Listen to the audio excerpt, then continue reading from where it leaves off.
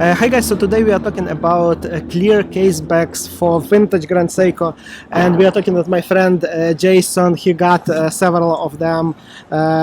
Those are made by Lapinist, so keep watching. Hey Jason, so thank you for joining us.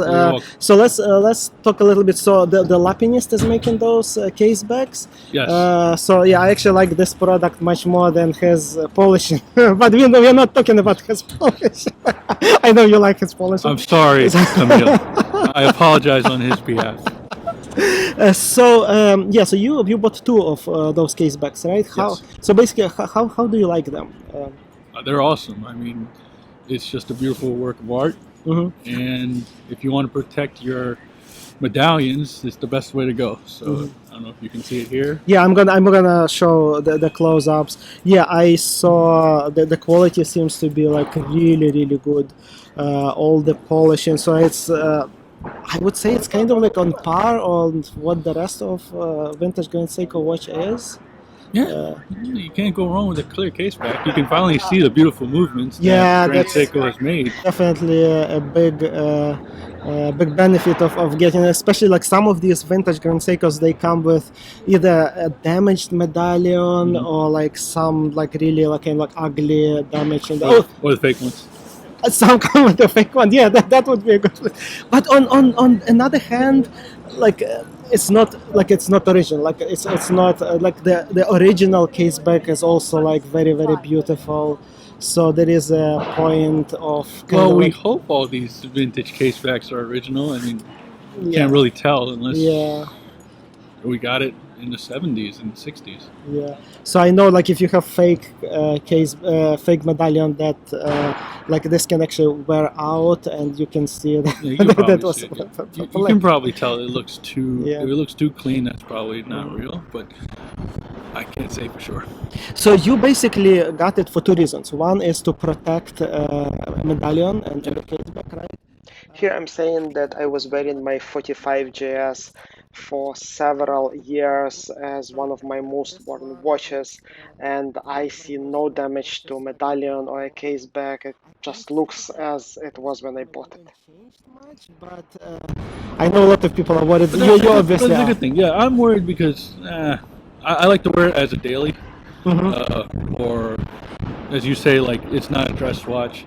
You should wear it like it goes with any type of clothing. So why not? And I've heard of Camille, and yes, he's big.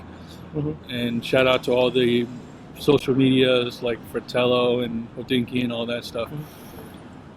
So I know he's extremely busy right now with these orders. But hey, if he can bring it to a case back, as well as restoring vintage Grand Seikos and Zaratsu, like why not? More power to him and his people. So we just looked, most of these casebacks are sold out. So you're like one of the few lucky people who actually got the first one. I know a few out there who have them. Like they're all posting on social media and stuff. But my question is, Andy, when are you gonna get one? Yeah, I don't know. Like, so again, like I have only one vintage Grand Seiko, and like if I would have several, it makes sense to have one with clear caseback, one with original. I like the original. I don't feel like I need to protect it, but yeah, I opened my watch once and I look at that movement and it's like, oh my god. And that's what you can experience every day. And that's why you should get one for yourself. You could flip on the back and see the lovely hand wound. Yeah. All day long. Yeah, so let's talk a little bit about price, because like that's 100 euros, right? Yes, correct. Hopefully he doesn't change it on us at the time of the video. Yes, it's 100 euros. In my opinion, it's worth it. There are some ones I've seen like online in like Yahoo.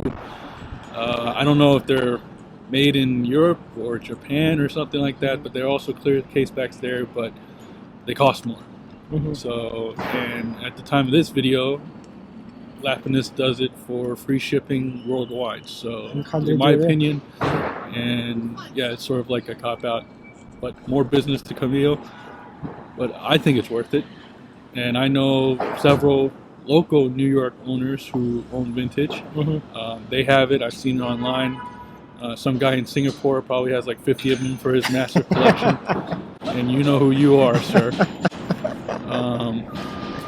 And yeah, I'd highly recommend it, and I'm trying to get this guy here to get some. We'll see. Okay, Jen, so thank you for joining us. No, thank you, it's a pleasure. Jason has amazing collection of vintage Grand Seiko, like much larger than mine. So hopefully you'll join us, and again we'll see more where it comes from. I can introduce you to a few people who have way more than I do, and they should be the ones here, but they're not. So. Yeah, we'll see. Okay, thank you, Jason. All right, thank you.